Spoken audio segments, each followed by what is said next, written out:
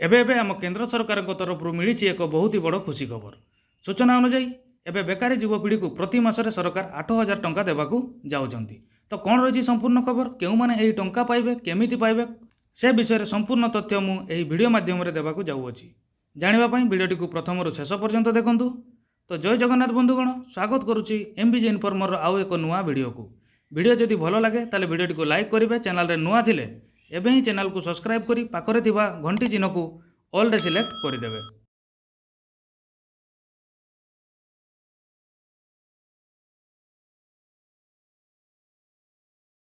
तो बंधुगण, मु आपन को आज केंद्र सरकार एक उत्कृष्ट योजना विषय कहवाक जाऊँगी। यही योजना केवल आम देशर युवपीढ़ी मानक पई जो माने कि शिक्षित होइथिले मध्य कौनसी क्षेत्र में एजाएं चाकरी करि पारि नाहांती, सेमाने केंद्र सरकार यही कुशल विकास योजना रे आवेदन करी मागणा ट्रेनिंग नेबा सहित प्रति मासरे टंका मध्य पाई परिबे। एही योजना रे आवेदन करिबा परे आपण आपणकर प्रिय काम बाछि परिबे एवं एहा परे आपणको काम अनुसार आपणको तालीम दिया जिवो।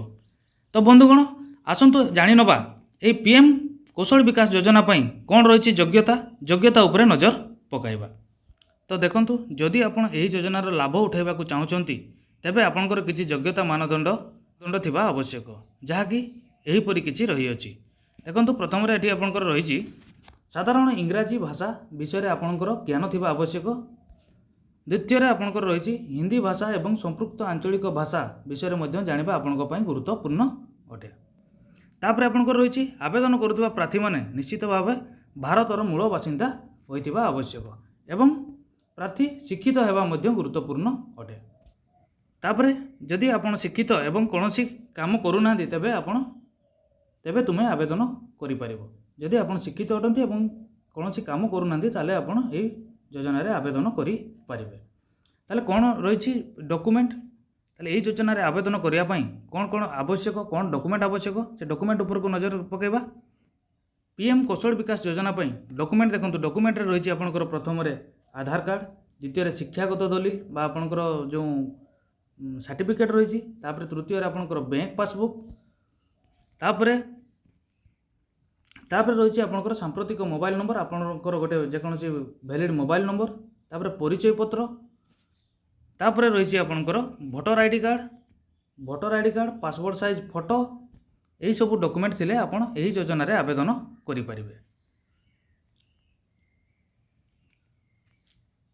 तब देखंतु, एही योजना रे आवेदन करिया परे कोन पाइबे आपण ना, जदि आपण एही योजना पई आवेदन करंती तेबे आपनको कोनोसी शुल्क दबा पई पड़िबो नै। आपण एही ट्रेनिंग बा एही तालीम आपण मागणा रे पाई परिबे। आपनको काम देबा पूर्वरु आपनको तालीम दिया जिवो, एथि पई आपनको कोनोसी शुल्क देबाकू पड़िबो नाही। आपनकर तालीम समाप्त हेबा परे आपनको एक सर्टिफिकेट मध्य दिया जिवो एवं आपण जो काम पई तालीम नैथिबे सेही काम रे आपनको नियुक्ति करा जिवो।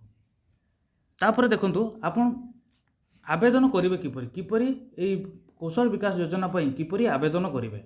आवेदन करिवार प्रणाली कोन रहिछि ना, सर्वप्रथम आपनको ऑफिशियल वेबसाइट www.pmkvyofficial.org को जीवा पई पड़िबो।